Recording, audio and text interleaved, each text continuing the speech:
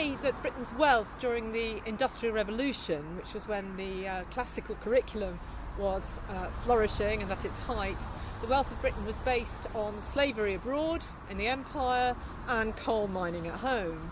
So in our continuing quest to try to recover some of the experience of the working people of Britain in relation to the Greeks and Romans, we've come here to the National Coal Mining Museum for England. It's on quite a noisy A road, the A642, between Wakefield and Huddersfield in West Yorkshire, and it is built on an amazing old colliery. Henry and I have actually been down the mine this afternoon, and it's a devastating experience.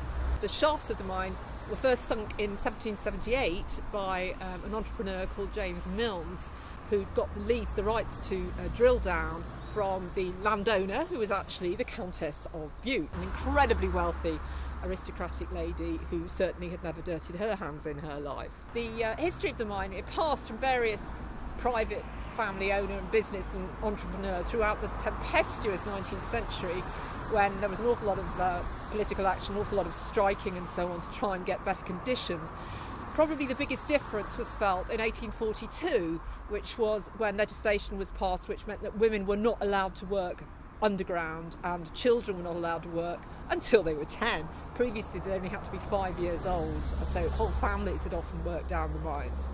So after 1842 it was only men, and the conditions did very gradually start to improve with legislation during the reign of Queen Victoria. In 1854 the mine here got attached to the local railway line, which of course had only just started to be built in the 1840s, the railways across Britain, and it really was at that point that they could get the coal out very quickly to merchants to sell it on, and at that point the real boom started, and in fact the number of men working down here at least tripled during the period up to about the 1870s. Copp House here remained in private hands all the way up until 1947, which was of course when all the coal mines, about 1,500 of them across the British Isles, were nationalised, and that was when it was nearly 750,000 men, miners, were actually employed by the National Coal Board. And that situation continued all the way until 1990, when the mines of course were reprivatised. But of course by then Copp House, like so many of the collieries in Britain, had closed. It closed down in 1985 after the great miners' strike of 1984-5. That was when the last coal was brought up in this particular colliery. Now I've always known that mining was very dangerous, dirty and difficult. But we can never know when we go down the shaft to one of the museums like this, which is a real, it was a real working mine. We went down a real cage, down a real steam powered elevator system into this very sort of 150, 160 yards under the earth. But we can never really experience what it was like for the miners, and there are several reasons for this. One is that the actual great big machines aren't running, which generated a huge amount of heat, huge amount of dust and a great amount of filth. The second is that it's almost completely dried out now. When it's a working mine and they're constantly coming across, chipping away and exploding new walls, they're constantly having to cope with inundations and floods. Now, the walls are a bit sticky, the floor's a bit sticky, but the sort of idea that you're basically wallowing in filthy, filthy, disgusting water underneath the earth just isn't there at all. Nor have we done an 8 to 10 hour physically hard, arduous day's labour. I mean, I was only down there for an hour, walked about 600 to 800 metres and was absolutely exhausted by it. It's the combination of the dust, the dark, the heat, the physical exhaustion, and of course the incredible difficulty in breathing. An awful lot of the worst mining accidents are actually caused because the ventilation system packs up. And when we can actually feel the air being forced through, it has to go in one aperture and come out another all the time in a giant vacuum system. And just standing up to the pressure of these walls of air on top of everything else is something that actually trying to do any physical work under those circumstances actually beggars belief, frankly. Now, tomorrow what we're going to do is go to visit the stately home called Nostell Priory, which was built on coal profits. And it was owned by a very wealthy mining family. They also had agricultural interests. They worked their land anywhere they could. And we're going to find out how they spent the profits that they had extracted from the labour of all these guys down the mines in West Yorkshire, because what we think they spent them on was lots and lots of Greek and Roman statues, paintings and classical texts for their magnificent library.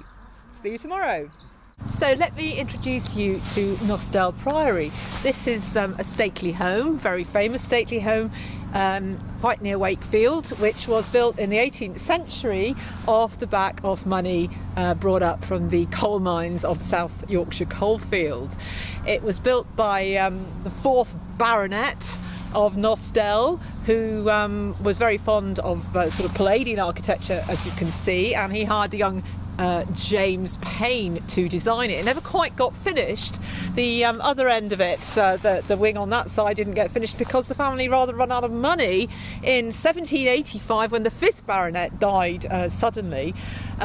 They were rather alarmed to discover just how much he'd overspent the kind of money that they got at that point. And we have just been inside and looked at the quite extraordinary surfeit and glut of neoclassical furnishings, paintings, sculptures, statues, statuettes and plasterwork. It's just completely overwhelming. We had been told that this was one of the homes of the most extensive collections of Grecian taste from the 18th century. Nothing quite prepared us for this.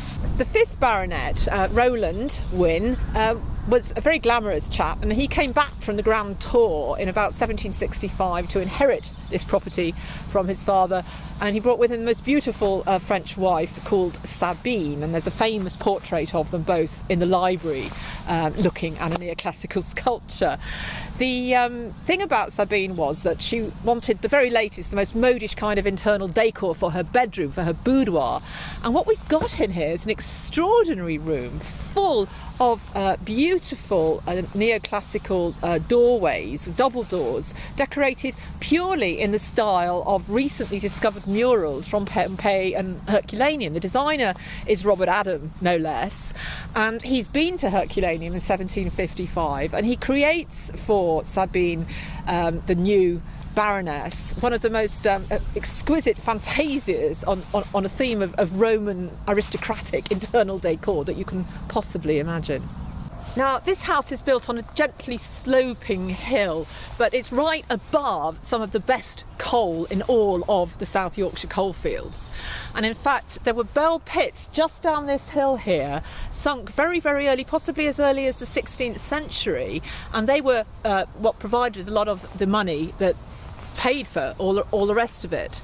And one of the guides inside the house that we talked to, Paul, actually told us that the miners who used to come from working men's cottages that couldn't be seen, they're hidden somewhere over the hill, used to have to walk on a road along past in the distance, just disguised over the slope, because nobody wanted to look out of the house from their beautiful neoclassical boudoirs and their voluptuous dining rooms to have to look at working men tramping past them, actually to dig up the coal from beneath the earth. The bell pits, which we use for mining coal, were on the left-hand side. The actual miners had to walk on a hidden road between the right-hand side of the vista and the left-hand side, so as the actual owner of the house couldn't see them. How did they hide them? I mean, hide them. Well, How did they hide the miners? They were actually in the. There was a road, a proper road, but it was lower down. The other local industry that the Wynne family always made their money from was from making bricks, and we've come just a brick's throw from where we were at Nostell Priory to have a look at the brickworks and the area where Nostell Colliery itself, from which the Wynne family made their money for several hundred years, was finally closed just after the miners' strike in 1985. All the major work, the winding shaft, the winding machines, everything has disappeared. It's had to come down for safety reasons. The pit has been filled in and it's become very overgrown. There are many, many trees here, but local people still remember it very much as the place where so many generations of their ancestors made their living. It's quite sad, it's quite melancholy in a way, But life goes on, and over at Nostell Priory there are still plenty of people going to admire the Greeks and Roman artworks.